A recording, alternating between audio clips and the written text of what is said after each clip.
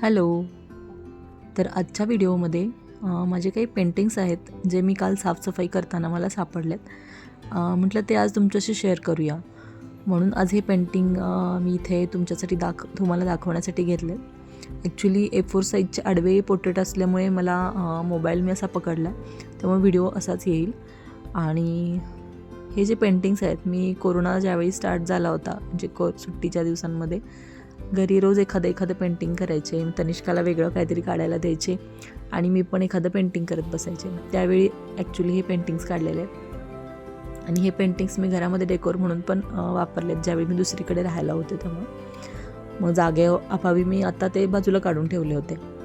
मग हे जे पेंटिंग्स आहेत हे असंच मनामध्ये जे येईल ते दाखवण्याचा प्रयत्न मी केला होता.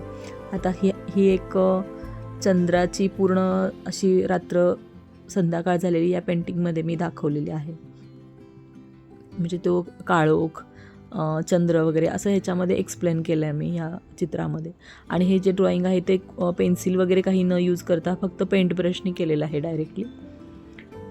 आणि मला पेंटिंग एवढं छान यायचं कारण म्हणजे पहिल्यापासून आवड तर आहेच, प्लस मी वारणाली शाळेमध्ये जेव्हा होते तेव्हा एक माळी मॅडम म्हणून होत्या, तर त्या खूप छान पेंटिंग शिकवायच्या, म्हणजे चित्रकला शिकवायच्या. आम्हाला विषय पण होता 8वीपर्यंत चित्रकला. आणि स्कूलमध्ये इंटरमिजिएट आणि एलिमेंटरी अशा 2 एक्झाम पण घेतल्या जायच्या. मग मी त्या दोन्ही एक्झाममध्ये मी भाग घेतला होता. मी एक्झाम्स पण दिल्यात, त्यामुळे मला आवड पण आहे आणि मी करत पण असते.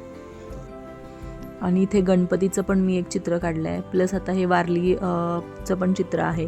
तर तेही मी हाताने काढले पूर्णपणे, न पेन्सिल वगैरे वापरता. ब्रश पेंट आहे.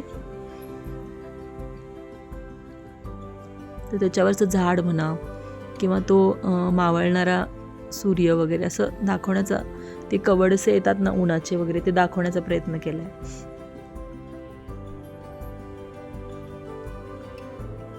फॅन सुरू असल्यामुळे फार जे पेपर्स होते ते उडत होते.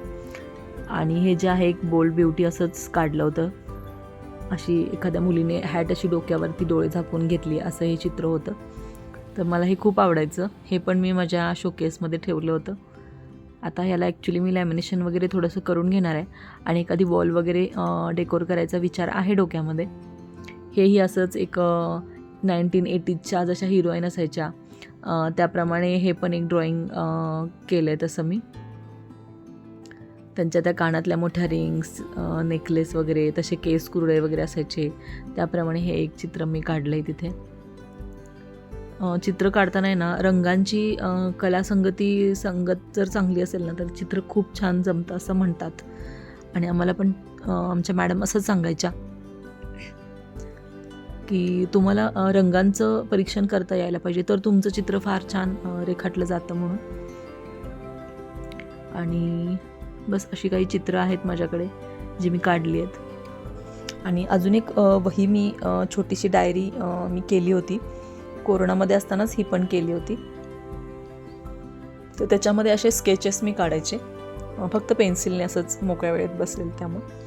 तर त्यावेळी तनिष्काला खूप आवडायचं. तनू तेव्हा लहान होती, तिला फार आवडायचं हे मी चित्र वगैरे काढलेली, मम्मा छान आहे वगैरे करायची.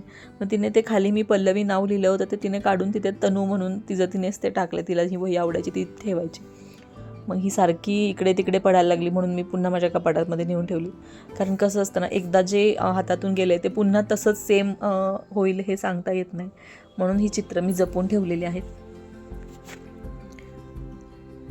आणि ही ॲक्च्युली खूप दिवसांपूर्वीचे चित्र आहेत. जेवढं जमतं आहे तेवढं करण्याचा मी प्रयत्न केला आहे. आणि कसं शेवटी प्रॅक्टिस आपल्याला परफेक्ट बनवते ना.